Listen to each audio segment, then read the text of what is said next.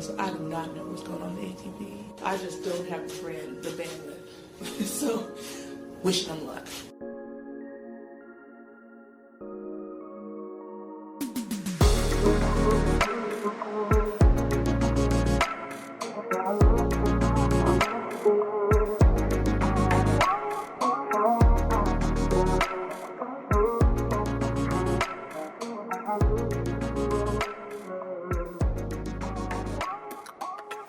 Hello everybody, welcome back to the Body Serve. I'm Jonathan. I'm James. Episode 421, where in the world are we with this area code? Yeah, found out it's the country code of Slovakia. Hello, Daniela Hantukova. Hello, Dominika Sibolkova. The inventor of the elevator selfie. Hello, TBS Hall of Fame inductee. Oh my God. Magdalena yes. Rybarikova. And I recall very clearly why she was inducted. Something to do with a certain Van de Wey. Yes, she beat Colleen at Wimbledon. Prevented a potential disaster for us. I gotta say, for a while I had been feeling bad about how mean we had been to Colleen back in the day. I don't really feel bad anymore. If I'm being totally honest, I went too far in the other direction, and I apologize. Is that why you said such wonderful things about her tennis commentary? I said I was warming up to it, and I'm not. I wasn't lying at the time, but I've done a reassessment, and no. I feel like you need to go back and listen to that, because it wasn't just warming up. You were much more effusive than that. Okay. A happy Victoria Day weekend here in Canada. There's going to be a lot of probably loud motorcycles and stuff driving by. We tried to edit those out, but sometimes it's just too much. Mm-hmm. I said at the start of the year that Elina Svitolina was primed to have a big season, and look where we are. We are in Rome with Elina hoisting the title for a third time. Her first 1,000 title in 8 years. This run, it's the best of any of her Masters 1000s. It's pretty hard to top, beating Rybakina, Świątek, and Goff in 4 days. All 3 sets. And even beyond those 3 big wins, she took out Hailey Baptiste in the round of 32 in straight sets, 6-1, 6-2. Hailey, who just beat Aryna Sabalenka the tournament prior in Madrid. Mm-hmm. It was a super run to the title. It was. And it honestly confuses me even more leading up to Roland Garros. This has been a very strange clay season on both sides. And I'm even more perplexed. Remember when you said after the last episode that Marta Kostyuk was now going to be one of the talked about players, the favorites, the this, the that? I'd never said never once did I say favorite. Play it back. Okay. Well, this is what a favorite looks like for Roland Garros. Mm-hmm. Not the favorite, but a favorite. Someone who just proved she can beat anyone. Somebody who is number 3 in the race, number 7 in the rankings, clearly, squarely one of the top 4 players on the year so far. She has almost 3,500 points in the race already, and we're in May. Yeah. Svitolina was often thought of as a great defensive player, like in the first version of her career, who could turn aggressive when needed, but it wasn't her default. And she's still an excellent defender who can turn it into offense on a dime. And I think you saw that in the final. Lots of incredible defense, but being able to change that into a backhand down the line winner. Her fitness obviously allows her to do these things. I was really happy to see Coco reach the final again. I am less happy to see some of that negative self-talk and negative body language because, first of all, don't talk about my friend like that. Don't talk about my Coco like that. Svitolina is a completely different player since she's returned to tour from having a child. Mm-hmm. A completely different style of play. This was not who I watched in the first, 8 years of the Body Serve. No. The final was interesting. It wasn't bad at all. There were a number of momentum shifts, almost over 3 hours.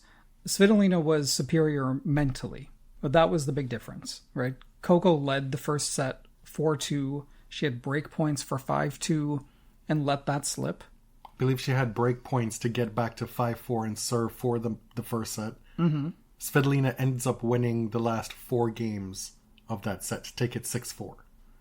I don't know what in the AI is going on with the WTA highlights, but they are unfollowable. Yeah. You're giving me 11 minutes of a highlight package, and you go from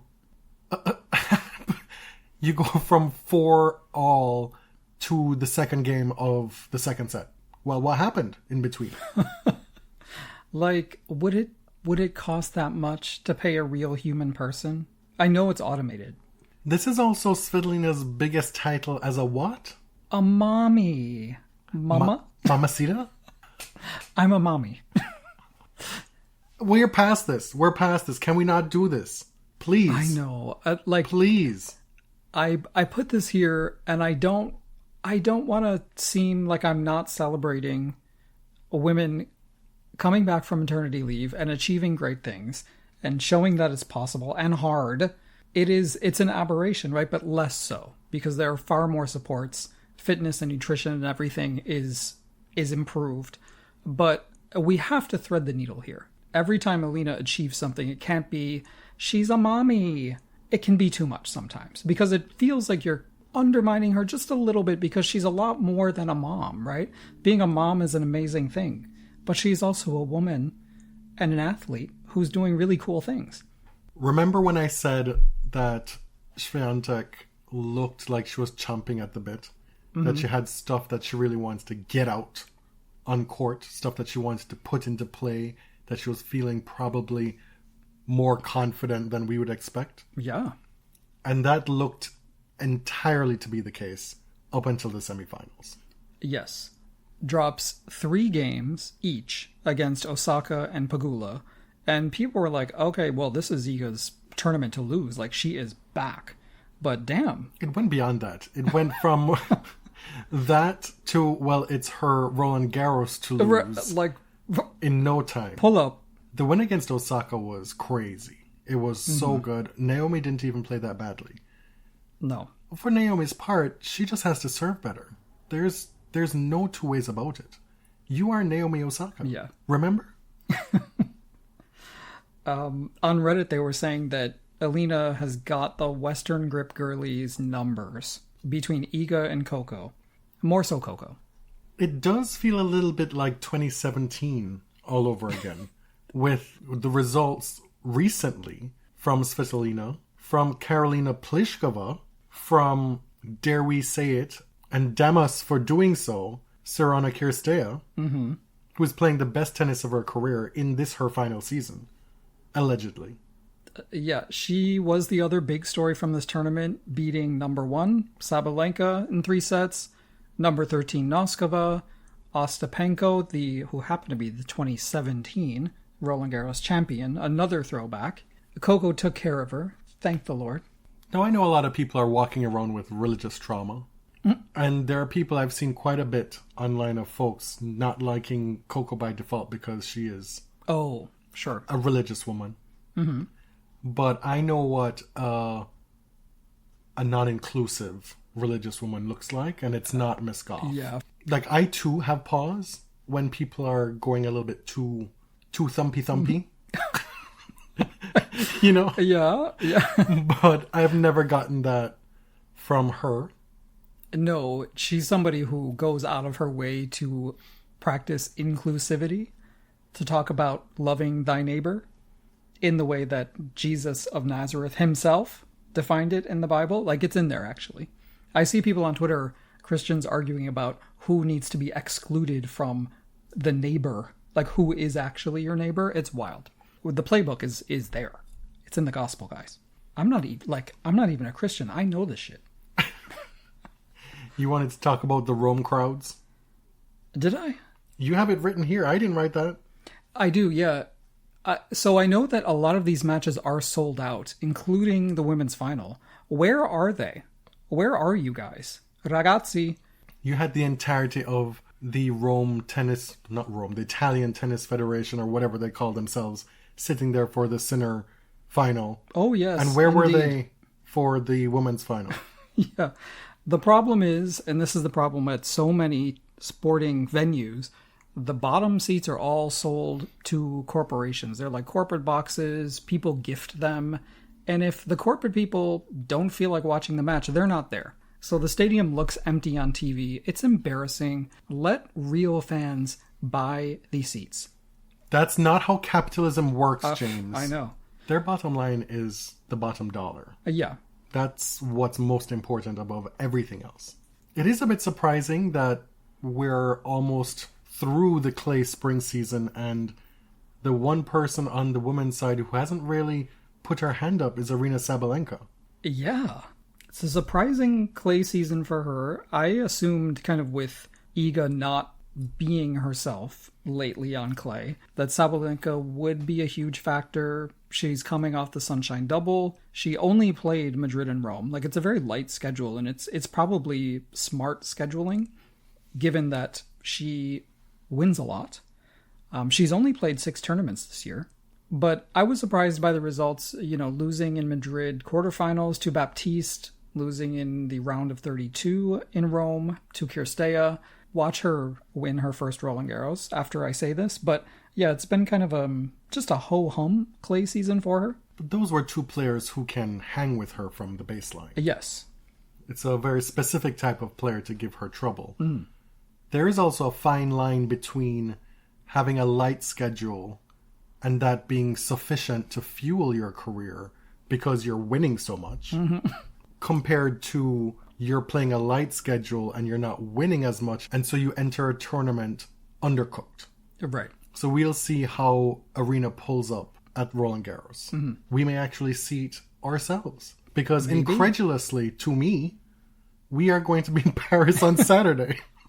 It's really happening. The other night I was going to bed and I was just thinking, it's coming up soon. It's about 3 weeks away. And then I was like, well, no.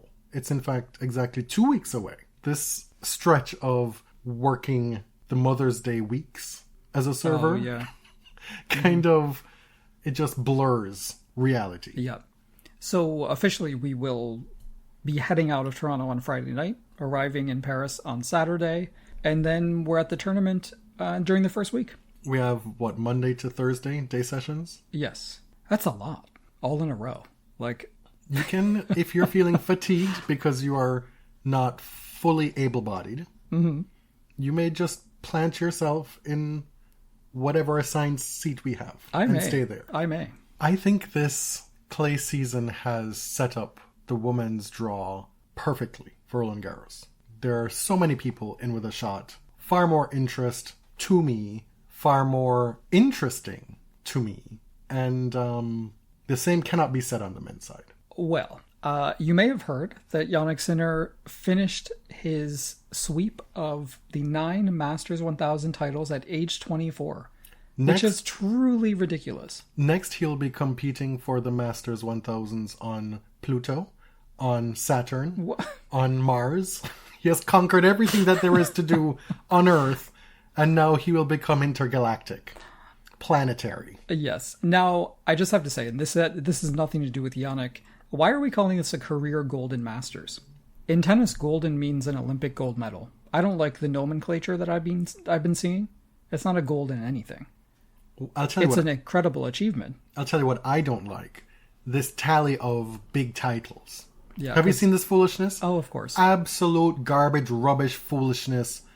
These made-up statistics that people have to come up with to push the bar even further, to move the goalposts. And so you see a tally of Sinner and Alcaraz side by side, and it's slams, which I think is 7-4 at this point. And then it's Masters 1000s. I think it's 10-8 or something like that. I think so, yeah. And then year-end finals. So Sinner has one more big title than Carlos. Well, how are these weighted? You're weighting them evenly. I find that stupid. I find that to be very disingenuous.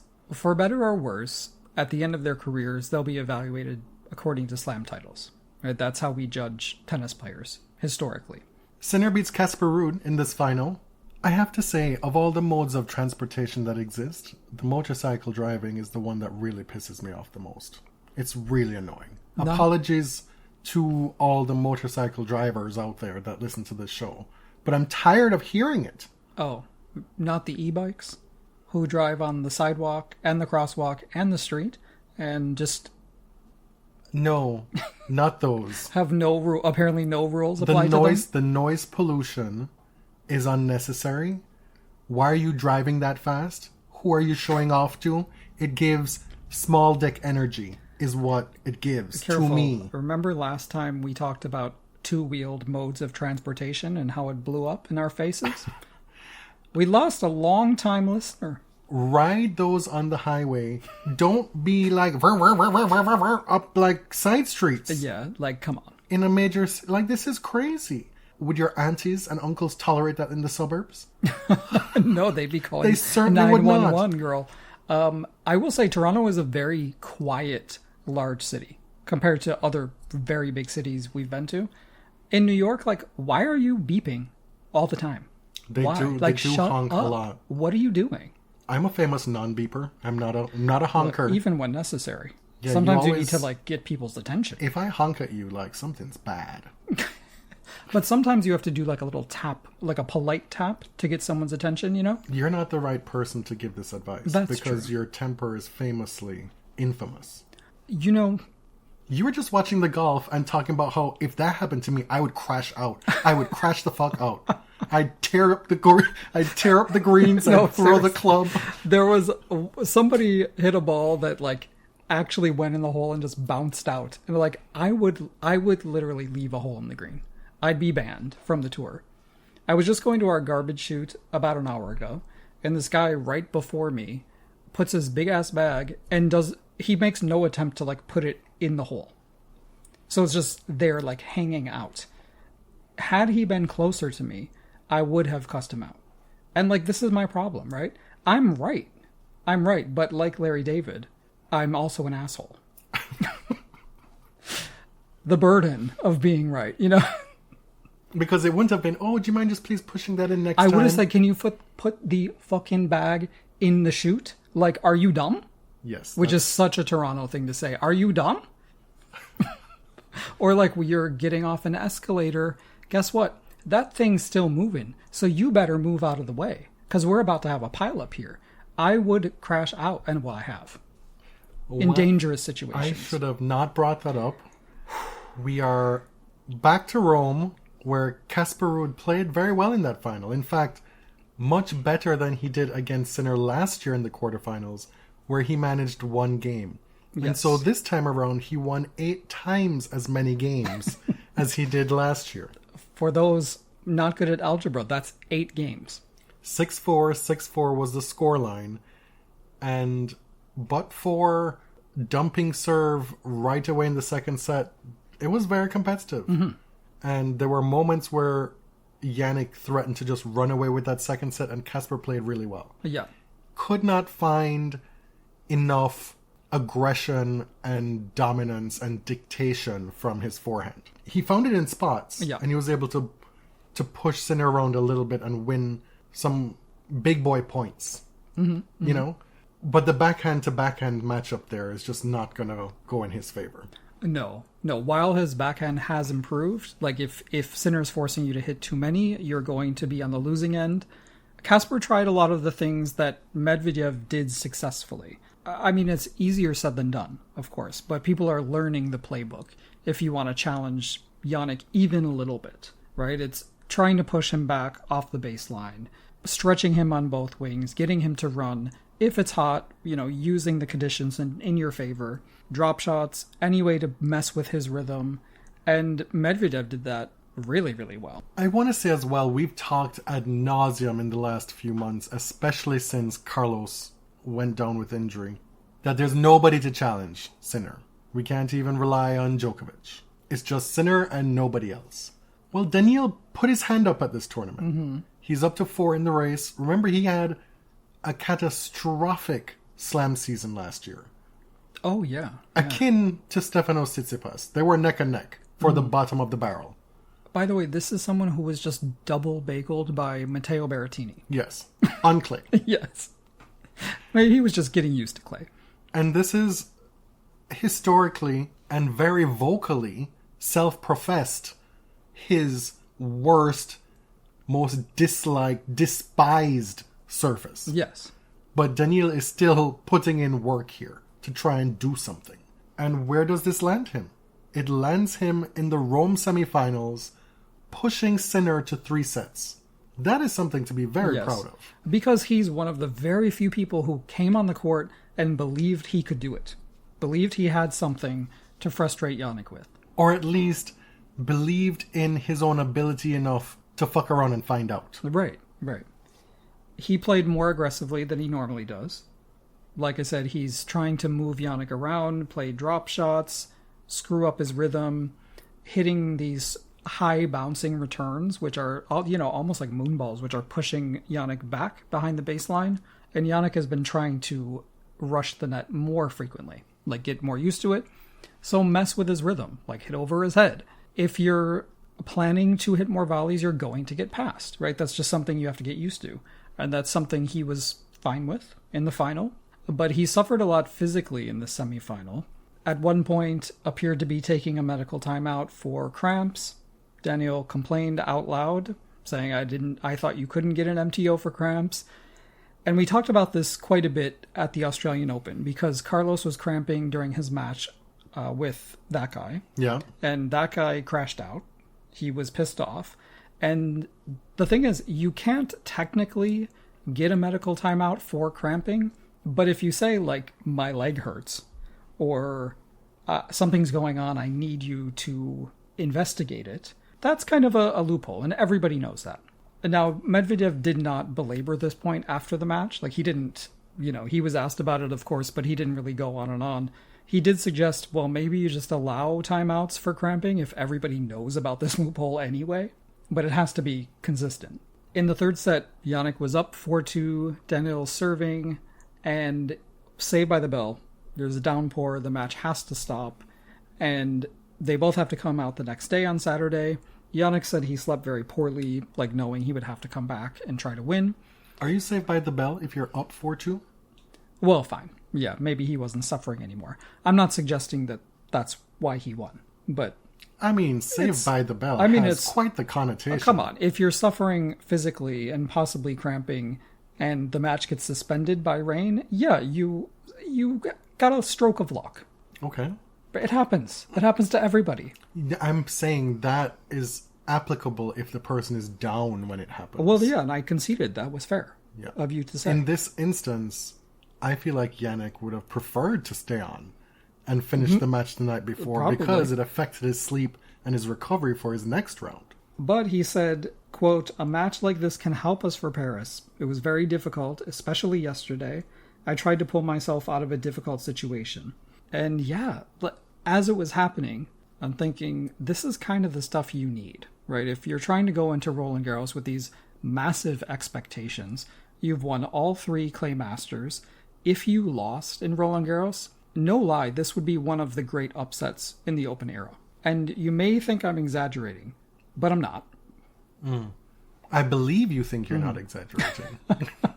I didn't say the biggest, but it would be one of the great disappointments. It's still it's still something he's never done. Of course. I think this match against Medvedev showed something to a lot of players. Those who are willing to accept the baton and run the next leg. Yep. As we've seen in the past, Jannik can struggle physically. Yes.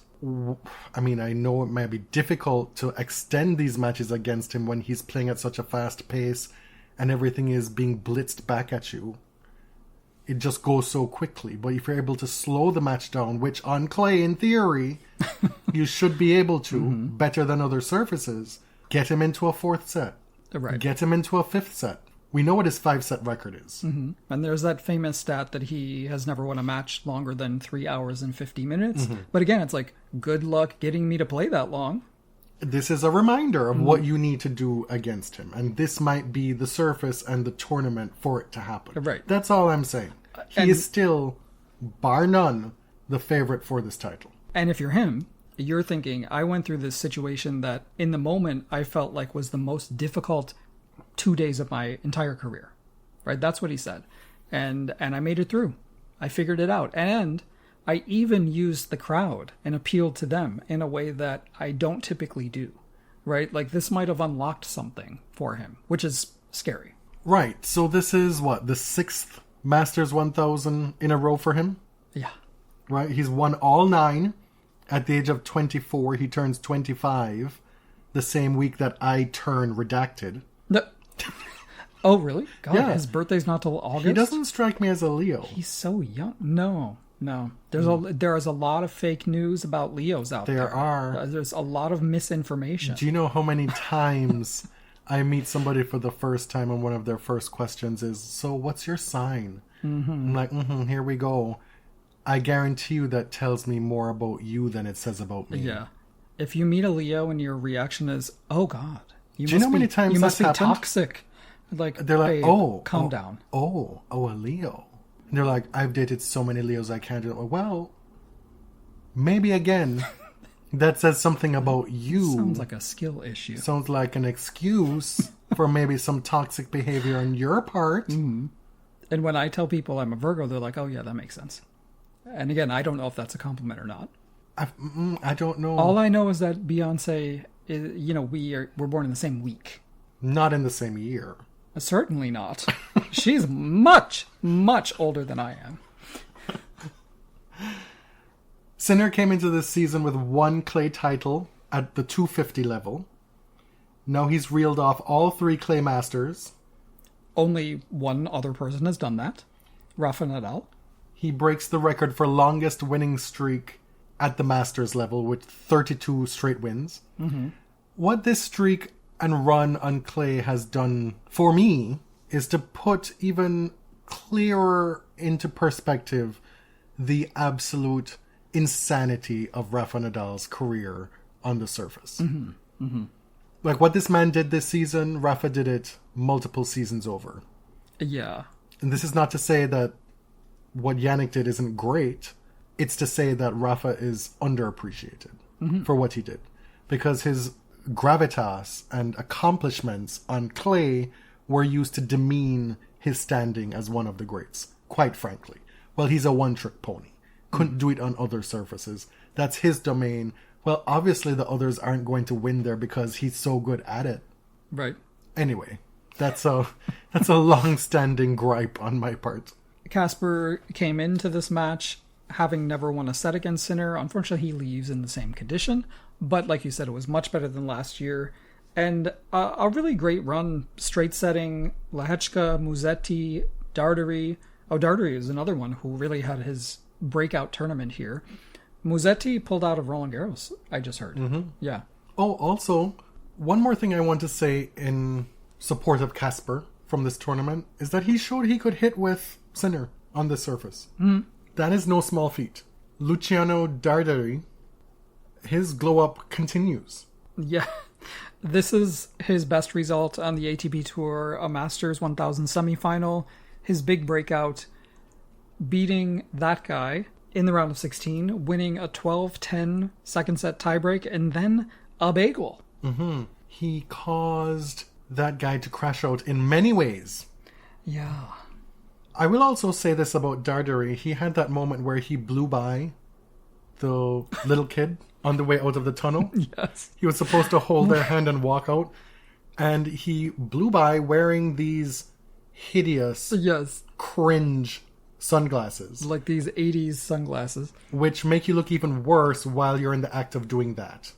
But yeah, nobody was genuinely mad about this, were they? I mean, I saw people on Twitter being mad. But do you really think it was on purpose? No, but it just looks that much worse when you're wearing those glasses. Yes. He apologized after, said, like, that was not intentional at all. But it was so funny to watch because it looked like he was showboating. Now, that guy, he talked his big chat. He had all the talk, all the smoke when he was putting himself in the same category as Carlos Alcaraz. Mm-hmm. Right? Remember, it's Jannik Sinner, and then I'm there with Carlos, and then it's everybody. Oh, maybe Djokovic. Mm-hmm. Luciano Darderi. Up right in between. And so he was on his way to winning this title, clearly. But then the court just started to disintegrate. It was the worst court that he had ever played on in his life. And so that caused him to lose 4 match points and then to also eat a bagel in the third set. It was just a calamity that was put upon him and done to him, and it was so unfair. As if anybody would have crashed out. His opponent isn't playing on the same crappy court. And I mean, fair enough. Everybody knows that Rome's clay is a disaster, right? They're constantly complaining about it. There's random holes everywhere. But as you said, everybody's playing under these circumstances. Right. Now, this comment on a Tennis Channel Instagram post unlocked a new level of secondhand embarrassment I didn't know was possible. This is in the immediate aftermath of losing this match. And so he's just a little bit too in his feelings. He takes to the internet to ask Tennis Channel, just a random question, Tennis Channel. Why do I do all of these games and all these promotion activities with you guys, but then every time I get something right, I get cut out of every single one? Just asking if you're just interested in wasting my time, or just hope that I get something wrong so you can then put that in? I know you have players that you love to hate on, and players that you love, so just please stop wasting my time then. Thank you. No. Oof. This is such an own goal, because he's highlighting the fact that he's not interesting. These videos are being cut up to show you the best of the footage that was got. Mm-hmm. And no, he's saying he's persecuted. Okay. But he's blithely unaware that it makes him look like the dull person that he is. And also that they feel obligated to include him because he's a top 5 player, but they also don't really want to feature him that much. And what's even crazier is that these people have gone to great lengths to rehabilitate his image. They have. Like, they've done the most. Been active participants. They continue to do the most. And yet, it's still not enough for him. Yeah. I'm not surprised someone would feel this way, but to say that publicly is absolutely wild, because we know how you talk to people behind the scenes. Everybody's got a story. And this just happened after you lost that match in that way. Yeah. Now, the next day, Tennis Channel puts something on YouTube, and he is in the screen grab. He is featured prominently. I think they're afraid he might sue them too. As with so much that he does, it's giving Trump. What? It is. He moves in Trumpian ways. It's deep, deep insecurity, but also narcissism. And so he bullies the network caves and acquiesces to his request. Sounds familiar? Mm-hmm. Back to Luciano, finishes off Hodar at 2 a.m. There was a delay. How did he finish him off? Wow. Another bagel, actually, another third set bagel. The match got started late, and then there was something called a smoke delay. Never heard of that in tennis, but the Foro Italico is right next door to the soccer stadium, the football stadium, the Stadio Olimpico, and the Coppa Italia was happening the same night. In case you're interested, Inter beat Lazio 2-0. Lazio, there are 2 football teams in Rome. There's AS Roma and Lazio. Lazio has the reputation of being like the fascist team. The club itself has fought a lot of those associations, but nevertheless, it persists. Rome also has the best, they got the wolf, they've got the red and gold. They just got better branding. New coaching news. Victoria Mboko is now working with Wim Fissette. On a trial basis. That's... according to Ben Rothenberg, over at Bounces. I mean, you knew Wim was going to land somewhere great, given his reputation. We shall see.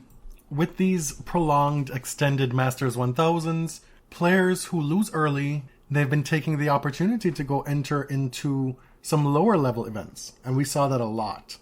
Yeah. Recently. So these 125s that happened during the second week of 1000s are getting really disproportionately good draws. And you can talk about whether or not this is fair or right for top 10 players to be playing in 125s. Madison Keys took a wild card to the Paris 125. She reached the final versus Diane Parry, hometown favorite. Unfortunately, Maddie had to retire in the second set. That draw also included Emma Navarro, Katie Bolter, Maya Joint, and Leila Annie Fernandez.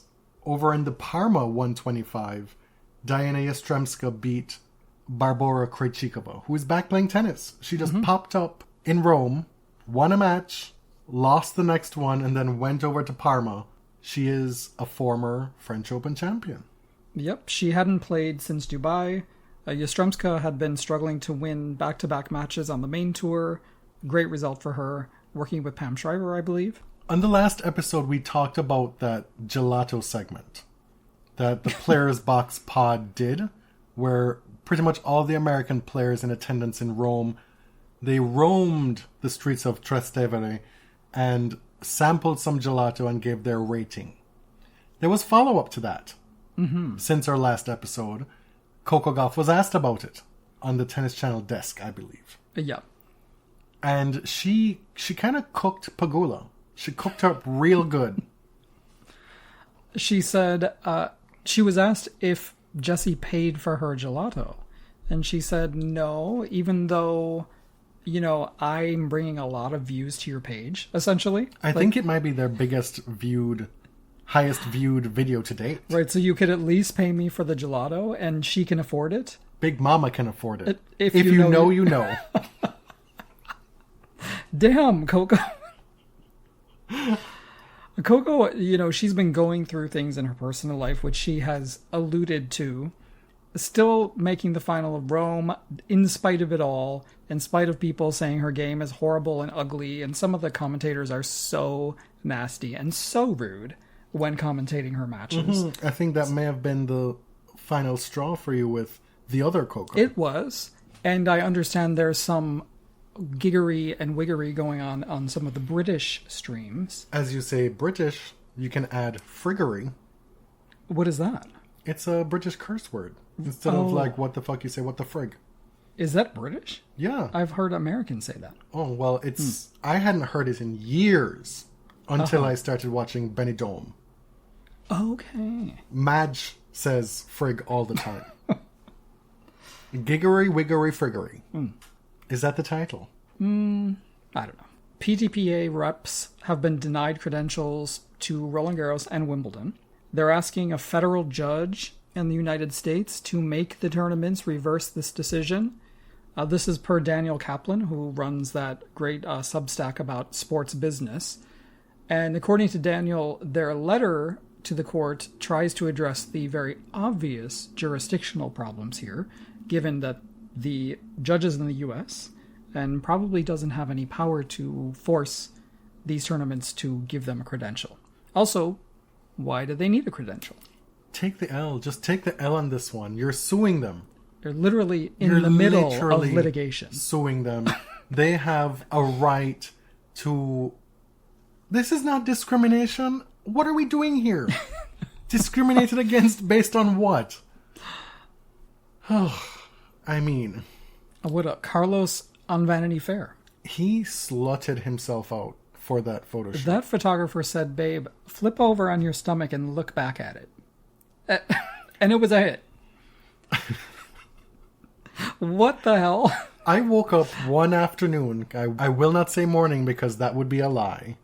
And the first two things I see are that guy eating a bagel and then Carlos's peach. Mm-hmm. And Pitts. It was giving... The cover was giving Britney on Rolling Stone. Remember? Mm-hmm. We need more of this. We need more sluttery from the male tennis players. We need more. Gone are the days of Rafa Nadal having 2 underwear shoots. Carlos has already had 1. Let's have more. If you're willing and able. There's absolutely nothing wrong with it. To work. No matter what John Wertheim has said historically, that it's embarrassing and below the dignity of somebody of that standard. It's giving the career is over, darling. And guess what? He won a whole lot of majors after that. And served a whole lot of ass, too. Why was the lead of this story written like fanfic? Absolutely wild. And I noticed they talked about, there's a history of male sex symbols in sports and listed a number of people, but didn't list Rafa, which is the very obvious corollary here. Rafa didn't carry himself like a sex symbol. Right. But he did photo shoots that are actually very similar to this. He sure dabbled. And participated plenty. Do you remember the Shakira video? Yep. That alone. The turnaround wink wink no in the Tommy Hilfiger ad.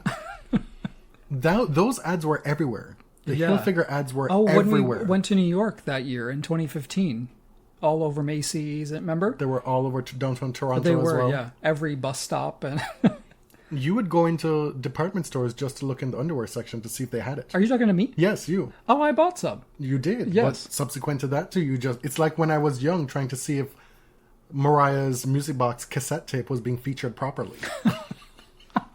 On those carousels? Yeah. You'd spin it around. Would you replace them and put Madonna in the back? No, those you couldn't manually access. You had to get somebody to unlock it. Oh Yeah. God. Mm-hmm. Can you imagine if this photo shoot, this article came out and he was playing and he still won? Right. I mean, it's a bit anticlimactic because he's pulled out of the entire clay swing, but they could never have known that. Who else would you all like to see do something like this? Note, I have some ideas. There wasn't any skin really shown in this. No. It was just artfully done. Very easy to do. Mm-hmm. Who would you like to see featured like this going forward? Yeah, who would you like to see rolling in the grass? Moo. I think Casper would do really well. He's shown that he can do a photo shoot. Mm-hmm. He's done several. But he likes to do, sultry serious. Yeah, he's very tasteful. And then maybe a Viking thrown in. The heritage. Arthur Feast could actually be a model. That could be his job. He absolutely should do that. Wow. Just the thought of it. Cerundolo has already done it. Luciano is clearly waking up to the fact that people find him hot. And so are the tennis media accounts. They're featuring him in a different way. So many Italian male players right now. And so many Italian fashion brands. Mm-hmm. What's happening here? Let's do it. Holger Rune is skipping clay. Somebody who probably would do it. I know, right? But you put that on here. Well, of course he's skipping clay. That was my reaction. What do you mean? He's injured. No, he was planning to come back. This is insane. It actually is insane. He really needs to take his time. The Achilles is very serious. And it's been 8 months? If that? Yeah. Slow down. You are young. You have your entire career ahead of you. That's not promised outside of this injury. No, which clearly he knows that now. And he's still saying I want to win all the majors. I want to be the best. And we love that. That's the best kind of delusion. We want that back in the sport, but you got to take care of your body. I don't know that it's necessarily delusion for him. He hasn't been around long enough for it to be to the level of that guy. No, I say delusion as a compliment. Okay, for me, delusion means that it's probably not going to happen for you. I think he could win all four. Okay, he's still young enough. I would say let's start with one. Absolutely. I'm just saying he hasn't been around long enough or shown enough to the contrary that it can't happen. Mm-hmm. I'm using delusion in a drag sense, right? Okay. Bianca Andreescu might call it manifestation or visualizing. It's delusion, but it's the audacity of hope. I love it. Switching gears a little bit, there's never a good segue. Jason Collins, the first out gay player in any of the major U.S. sports, passed away this week. Sometime earlier this year, I think. He came across my timeline for something, and I looked him up to see what he was up to, and then I saw that he had been diagnosed with glioblastoma. Is that how you say it? glioblastoma. Yeah. Yeah. I knew enough from having seen what happened to Ted Kennedy and others that this was only a matter of time. Sadly. And it was terrible. Like, this should befall somebody so important to queer causes. And Like, so young. Not even 50. I think 47 or something like that. I remember being in college and a roommate of mine was interning with the Human Rights Campaign. And he was teasing that, oh, there's going to be a big player coming out. And they used to play for the Utah Jazz. And of course, I'm a big NBA fan. I was like, well, who could this be? I was like, oh my God, Andrei Kirilenko. Is it Kirilenko? But no, it was John Amici, who had retired by that point. So Jason Collins became the first active player. Yeah. Took the court as a Brooklyn Net, as an openly gay basketball player toward the end of his career. And it says something that this many years on, that this may even be a more hostile environment. If somebody like him were to do that today, it's happened already. But for somebody else to do it again now, I don't know if they'll be met with better circumstances or worse. And that ambiguity is wild. I just wanted it stated for the record on this podcast, which itself is also quite queer. Yeah, I think. I hope so. That Jason was a very important person, and his contributions will live on, and he'll be missed. We're going to pivot in a totally different direction now.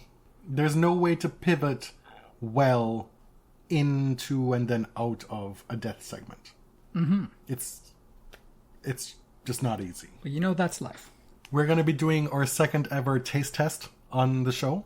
After we did the Vegemite, thanks to Ian, we had a long-time listener, reach out and said that he wanted us to taste test a Puerto Rican soda.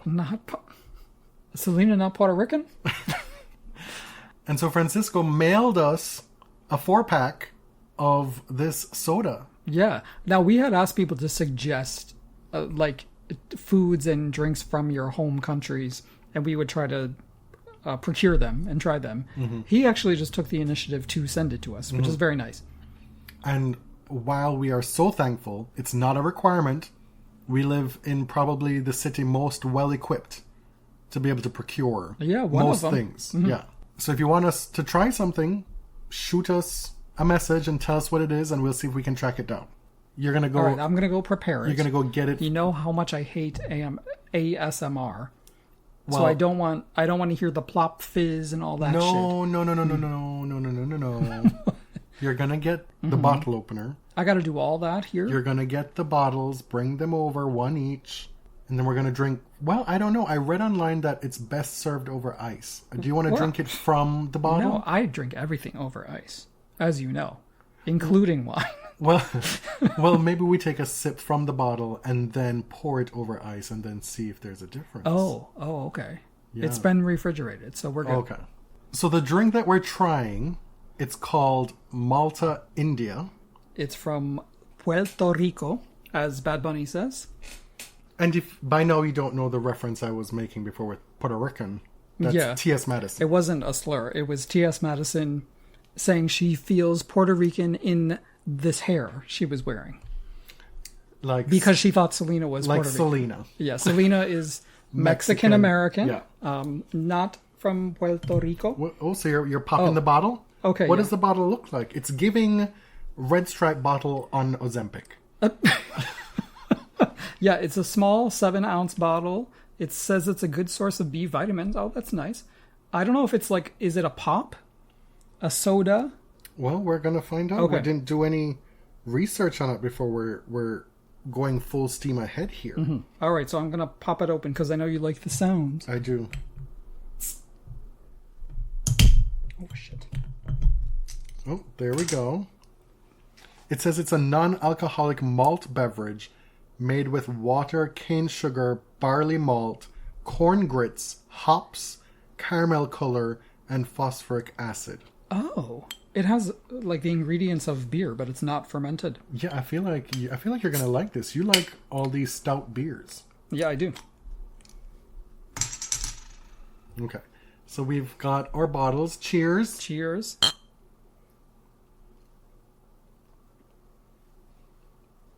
Oh. Wait. It tastes like cereal. It does. Because it's like the barley. It tastes just like cereal, honestly. Mm-hmm. I'm trying to think of the exact cereal it tastes like. Like one Raisin of them Bran. when they get wet. Yes, Raisin Tastes like Bran. Raisin Bran. Mm-hmm. And I don't eat cereal. I've only ever really eaten two Or cereals. like bran flakes. The Yeah. same thing. Yeah. I've only eaten cornflakes and Raisin Bran. Okay, now in the glass with ice. Now, I've read that people... I want you to be really Jamaican and swirl your glass. Okay, Do you is know- that just a Jamaican thing? Do you know that for years this man gaslit me into saying that swirling your glass with the ice does not in fact make your drink colder? Because it was annoying to me, and I was trying to get you to stop. And now you are quite often caught swirling your glass. It does work, but it is so annoying.